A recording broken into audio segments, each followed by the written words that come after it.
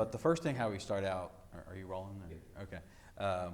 Where we start out is we ask you to say, in a sentence, my name is John Smith. I was 2 in 1937, and I lived in, whatever neighborhood you lived in. So if you can start out with that, so we can get that, and then get that out of the way. And then we'll ask you, get your story.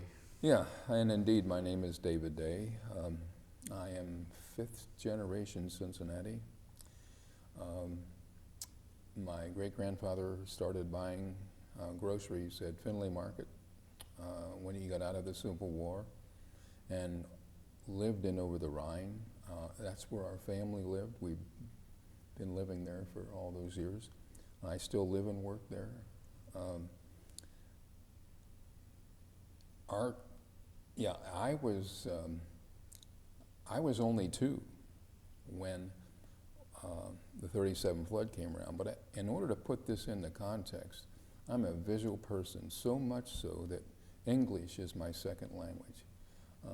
I am much more eloquent when it comes to visual communication and visual expression. So I hack my way when it comes to words because they do not really describe what's in my head as eloquently as I can with my hand-eye and mind coordination.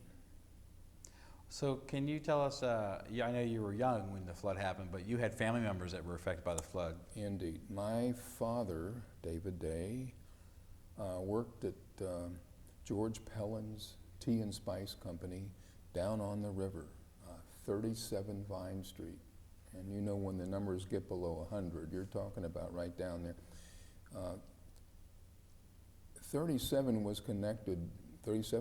was connected with the Front Street area where the trains used to bring tea, spice, rice, all sorts of things into the building. And his job was to print the name of the company on bags because this was a retailer, and then it went out to local grocery stores. So he was intimately connected with the river. River boats would come in, as well as trains, to bring all these foreign substances and foods into this area. And to build up to the point, of course, the river was coming up in 37, and I learned later, after the fact, that he had, when you're a printer for a company that's as small as Pellin's was, you do everything. And the water came up to the 2nd floor, and they were throwing boxes of rice out of the 2nd floor window into the water because they were afraid the rice would expand and explode the building out. And in fact, that did happen to a neighboring building. Luckily, my dad and his cohorts got all that rice out of the 2nd floor in time. They only had some broken windows where other buildings had collapsed nearby. At that point, the river still came up, and he's not really working the last few days here because there's nothing for him to do. It's underwater down there. So again, I heard he and my mom having words. It went something like my mother saying, "Dave, you're not going to take that child down to the river." And he said something like, here I am 2 years old, but I'm hearing this going on. He said he'll never see anything like this again. And it proved out to be prophetic because indeed that's true. So he picked me up on his shoulders and he walked, as he usually does, all the way down Vine Street. We lived at 78 Mulberry up and over the Rhine, which is right connected to Vine Street. Walked down, carrying me down to 3rd and Vine, and at that point he set me down at a corner door of a drugstore. I think it was Dow Drugstore on the northwest corner, but I'm not certain about Dow. And we're standing there, here he is and here I am, and I could see the cars going by in the street, but water was up to their hubcaps. And then in the 10 or 15 minutes we were standing there, and I heard other men talking and things going on.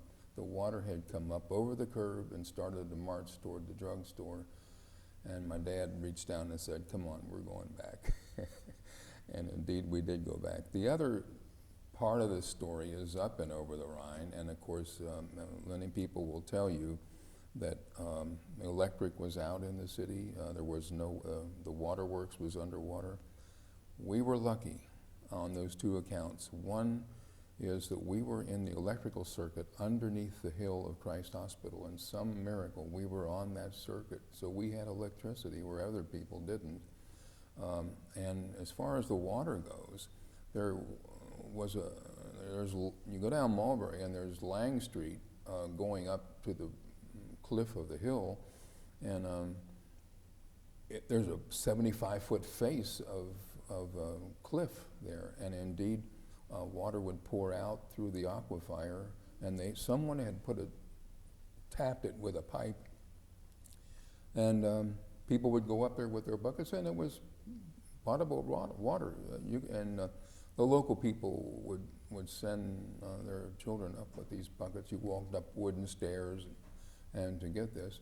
So I remember one of my older neighbors, she was 12 years old. She said she tripped with the bucket and spilled it out, and she felt so badly. But they let her come back and fill it up again. That's about it. That's about all I have. I had a question. I was Yeah. wondering, I was assuming where your dad worked, Yeah. that was pretty much went underwater at Oh, some it point. was. Did he ever talk about, do you remember him ever talking about what it looked like when he went back to work? Oh, I bet it was a mess, and he didn't talk about that. No. So you're kind of a historian in a way. You've been doing this whole book project on We the have. Cincinnati history, We have. doing sketches with your wife. Yeah. Can you tell me what you think about the 1937 flood as Cincinnati history, its part in Cincinnati history? The part the flood The played? 1937, how would you put it any thoughts or? It's behind us now, because of course everyone knows the Corps of Engineers came in and built that dam system up on the tributaries, Caesars Creek and various large contributors. And that Caesars Creek, I think, goes into the Little Miami River and all the way up. And of course that does keep the water somewhat under control here at Cincinnati. But apparently they say it could still happen again. The river you just really can't control. In going into the history of the river, a lot of people, the first settlement, of course, was right down on the river. And they got wiped out almost every year. So they moved up on the hill. Then the hill was 4th Street. And that did keep them out of the almost yearly floods. The other part of this is to travel west from Cincinnati, you took what is now River Road, but it had to cross the Mill Creek. And they put a wooden bridge. Every year it got wiped out, and they kept rebuilding and rebuilding it. And I've got a map that, in doing our research, that Israel Ludlow drew with his own hand. It shows a teeny little bridge going across the Mill Creek. But it was only a temporary thing. At a certain point, they did build one out of steel further up the river, and after years it did too get wiped out. And of course, they're still having problems over there. In the 30s, they built that, I forget the name of the viaduct. It was a 6th Street viaduct, but there is a family name involved with that over on the western side of town. And you can see aerial maps from an airplane during the 37 flood. It too was under. So, and right now I hear it's in the wind. They're going to replace that over on the western side of town. So maybe they'll get it up out of the water. And as you drive by there, you can see the construction going on.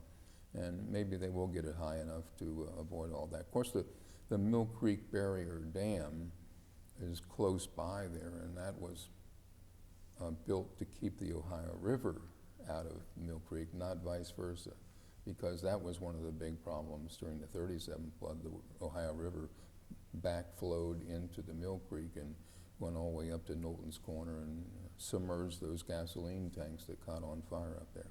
Yeah, Black Sunday, right? It was a mess. Well, that's all the questions I had. And is there something you want to ask, Dan? Do you want him to try to say that statement with his name and the beginning? Yeah, let's, just for good measure, let's try it. We just want to be consistent because we got everybody else saying, just say a sentence, my name is, Okay, you know, and then I was 2 in 1937, I lived in over the Rhine. or Okay. something. Ready? Yes. My name's David Day. I was 2 years old during the 37 flood, and our family lived in Over the Rhine. Okay. Excellent. All right. Fair enough?